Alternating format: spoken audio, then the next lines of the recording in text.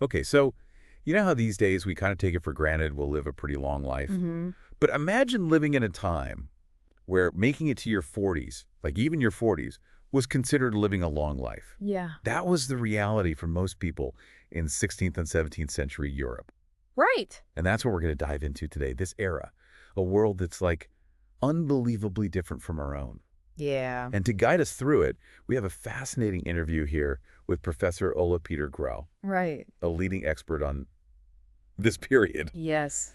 He really gives us this incredible glimpse into the realities of what daily life was like back then. War, Yes. famine, disease, all just like part of the fabric of existence. Right, right. I mean, just to put things in perspective, European countries were at war for a staggering 95% of the time between 1500 and the end of the 30 Years' War in 1648. 95%. 95%. That's almost constant conflict for like a century and a half. It's mind-boggling. It is, and it's hard for us to even grasp what that would have been like, what kind of impact that would have had on every single aspect of life.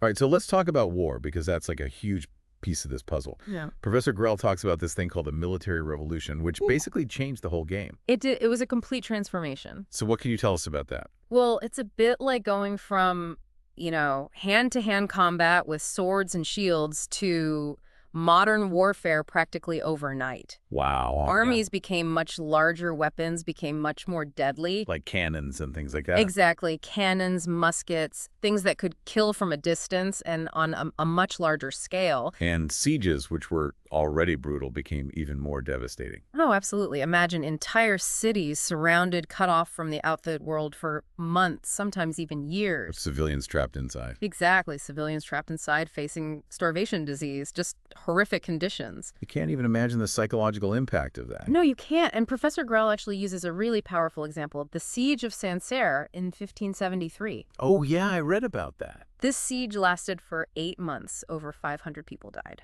And they were eating leather books, anything they could get their hands on just to try and survive. It was desperation at its worst. There were even reports of cannibalism due to the extreme starvation. Oh, my God. It's a truly horrifying example, but it really underscores the impact of this military revolution. Right. It wasn't just battles between armies anymore. It was like humanitarian crises. Exactly. These sieges became humanitarian crises with devastating consequences for civilians. It really highlights how war impacts everyone, not just the soldiers on the battlefield. It does. And speaking of impact, these wars also played a huge role in the next horseman of the apocalypse. Famine. Famine, exactly. Professor Grell notes that Europe's population was booming at this time, but food production just couldn't keep pace. Right, a classic Malthusian trap scenario. But it wasn't just a simple matter of too many mouths to feed, right? No, war acted as a catalyst, disrupting farming, destroying crops, disrupting trade routes. It created this perfect storm for widespread hunger. So you have war causing food shortages. But how did people back then make sense of these events? How did they explain it to themselves? Well, they viewed it through a very religious lens. Of course. Famine wasn't just a natural disaster. It was a sign of God's displeasure, a punishment for their sins, perhaps even a sign of the impending apocalypse. Right, the apocalypse was a very real fear back then. Absolutely. And speaking of fear, let's move on to the pale horse disease. We all know about the plague, of course. Yeah, the Black Death. Everyone's heard of that. But Professor Grell dives into a couple of other terrifying diseases that ravaged Europe during this time. Yeah, there were a few nasty ones going around. One was this new disease that emerged in the early 16th century.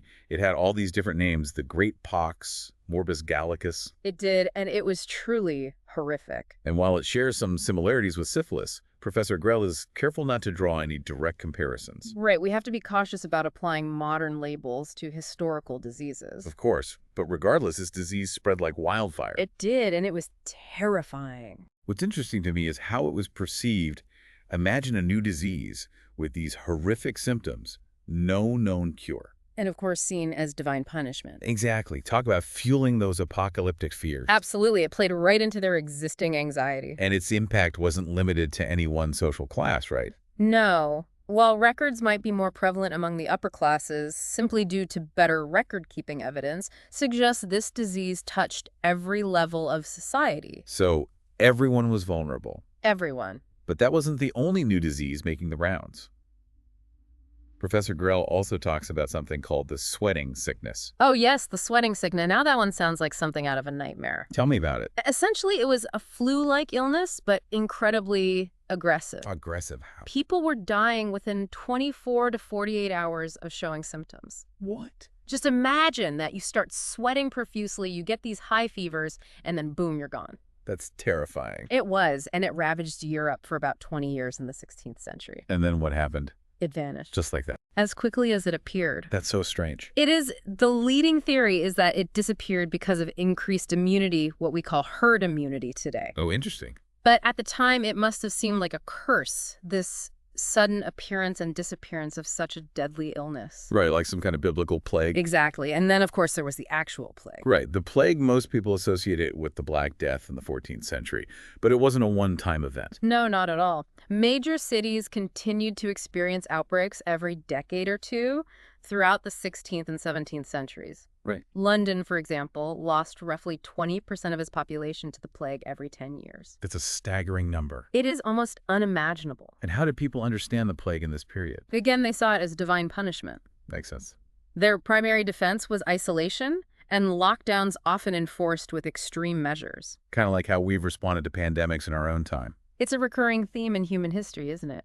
It is so. We've got war, famine, disease, this constant fear of the apocalypse. Well, what was the overall impact of all this on society? How did people actually live their lives? Well, imagine a world where life expectancy is drastically lower than today. You're constantly surrounded by death and suffering. You have to be resilient just to survive. It must have been a difficult time to live. Absolutely. But amidst all this chaos, Professor Grell notes that there were also glimmers of hope, signs of social progress. Really? We see initiatives to help the poor provide aid during crises. These were early forms of social support systems. So even in the face of such hardship, people were trying to find ways to help each other. They were, and these efforts weren't always purely altruistic. They understood that a healthy, stable population was essential for a functioning society. Right, so it was in everyone's best interest to help each other out. Exactly. It makes you think about how these early initiatives might have paved the way for the social safety nets we have today. It's an intriguing thought, isn't it? It is, but let's delve deeper into the psychological impact of living in such a precarious world. Okay. Because I think that's where things get really interesting. I agree. So we're back, and we're continuing our look into life in 16th and 17th century Europe. Right. A time of incredible upheaval and uncertainty. Yeah, and we were talking about all those threats. War, famine, disease. Yeah, all just part of daily life. And I Right. think it's hard for us today to even fathom the psychological toll of living in a world like that. It's one thing to read about it in history books, but to actually imagine yourself living through it. Yeah. It's a whole other level of understanding. And, I mean, we can talk about the statistics, right? The low life expectancy, Yeah. the high mortality rates, but, But those numbers only tell part of the story. right. What about the emotional impact? What about how these constant threats shape people's perceptions, their beliefs, Yeah. their entire outlook on life? That's what I find truly fascinating. How did they make sense of a world that felt so precarious, so dangerous? Yeah, so what you're saying is it wasn't just about physical survival. It was about navigating this world that felt incredibly uncertain and dangerous. Exactly. Imagine a world where reaching your 30s was considered old age. Wow. The concept of a long life was completely different back then. Right. And I think this ever-present threat of death, it must have instilled a sense of urgency, a need to make the most of each day. Because you never knew what tomorrow would bring. Exactly. Now, of course, we can't forget the role of religion in all of this. Right. Religion played a huge part in shaping their worldview. As we talked about earlier, people saw these crises as signs of God's wrath, even the apocalypse. It provided both solace and fear. Yeah, like it gave them an explanation for why these terrible things were happening. But it also cultivated this culture of anxiety and fear of divine judgment. It's a complex dynamic, isn't it?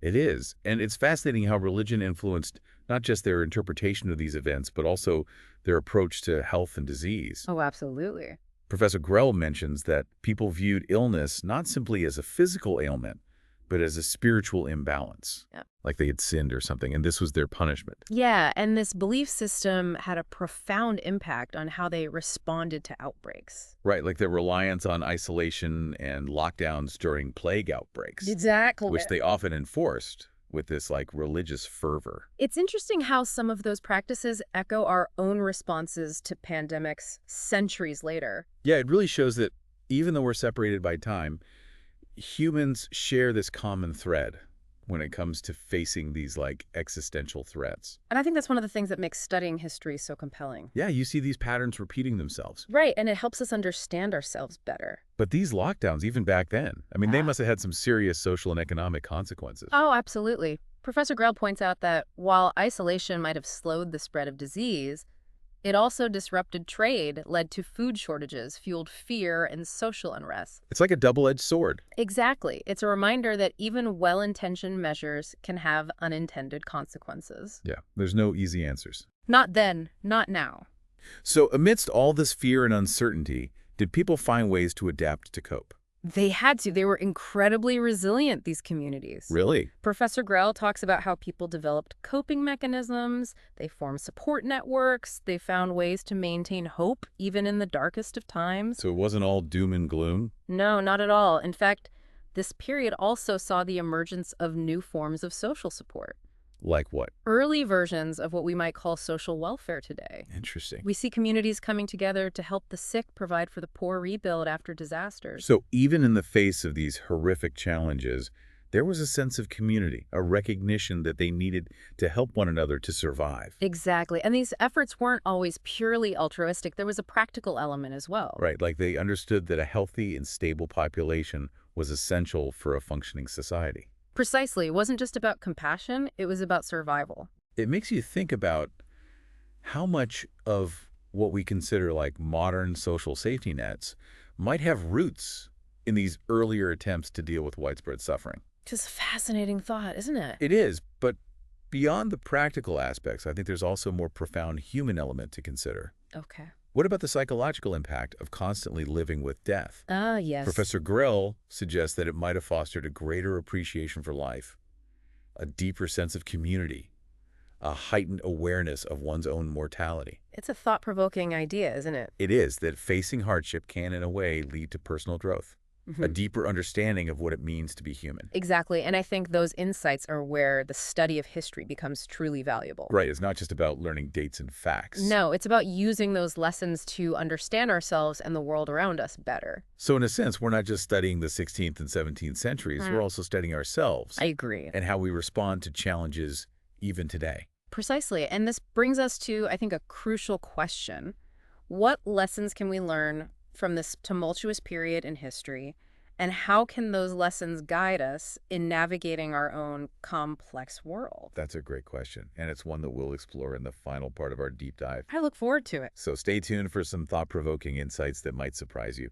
All right, so we're back, and we've spent this whole time talking about this really turbulent period in European history. 16th and 17th centuries, yeah. A time when, like war, famine, disease were just constant threats. Right, like a never-ending cycle of hardship.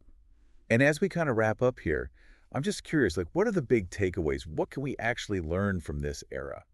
That's a great question. Because it might seem so distant and so different from our own lives. Yeah, it can feel that way.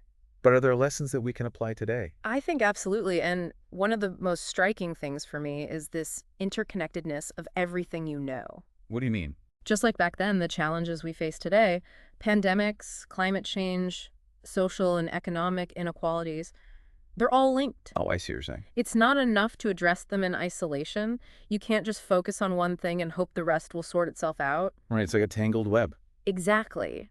And that leads us to another really important lesson, the power of collective action. Oh, okay.